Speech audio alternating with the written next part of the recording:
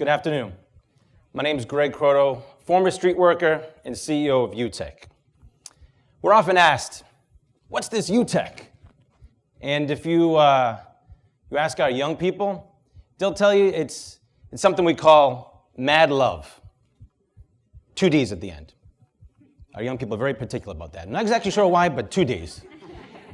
And it's the first thing you'll hear and the first thing you'll feel when you walk through UTEC for that first time. Followed by a hearty UTEC, another UTEC. It's like a call and response kind of thing. And, you know, mad love, it's showing up again and again. It's Johnny Chang, our street worker, chipping away. Whether it's on the street, brokering peace between 25 rival gangs, or behind the walls, meeting that young person for the first time.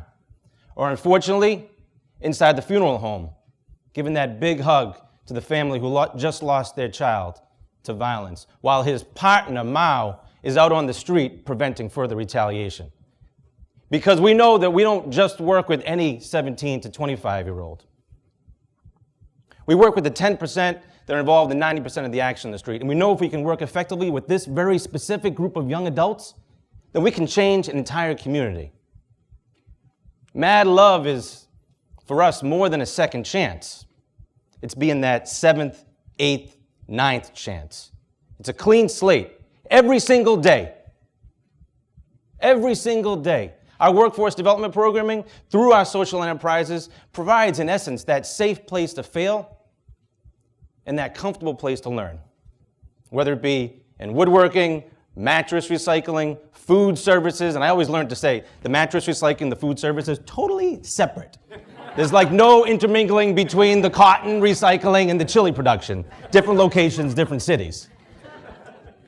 Mad love is Jose in the woodworking enterprise produced a top-of-the-line cutting board sold in Whole Foods stores across the Northeast. And then at 5 p.m., walking across the street to pick up his daughter, 4-year-old Jordan, at our 2Gen Center.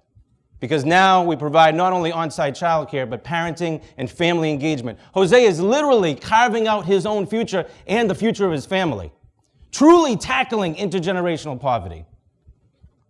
Mad love it's fighting for those who have yet to walk through our door. It's the beaming smile of Jamel flying across the room, high-fiving our governor, who, by the way, is like 6'7", which was more like a high-five jump kind of deal. Because Jamel, along with a group of young people, they were fighting for the right to expunge their own juvenile records. And in Massachusetts, it never existed until they led the charge to advocate it, and the governor signed it into law last year. Thank you. So, how do young people move from the street to the State House? We'd say airbags. And you may be like, what? Airbags? Apparently UTEC's got a new social enterprise, that got to cut a deal with the auto industry. Impressive? Not so much. Airbags. It's actually what Bob Putnam from Harvard calls social airbags. It's in these communities of wealth when a young person stumbles, whether it be they got suspended from school, they couldn't get that summer job.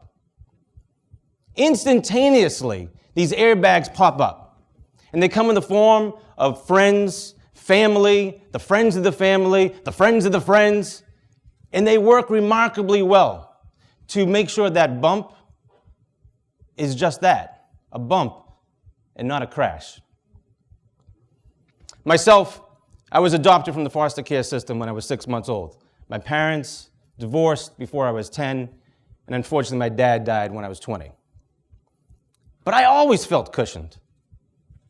Never had a doubt, because I had airbags created by my mom, my grandma Vi, Aunt Julia. They all worked remarkably well. But in essence, I had the good fortune of that because I was adopted, because of luck. And so I think about our work collectively. It's to take luck out of the equation. It's to ensure that every statistic never gets seen as normal. Currently in Massachusetts, 52% of every young person who leaves jail gets rearranged within 1 year. We know we can do better. And at UTEC, we do. It's 12% and not 52%.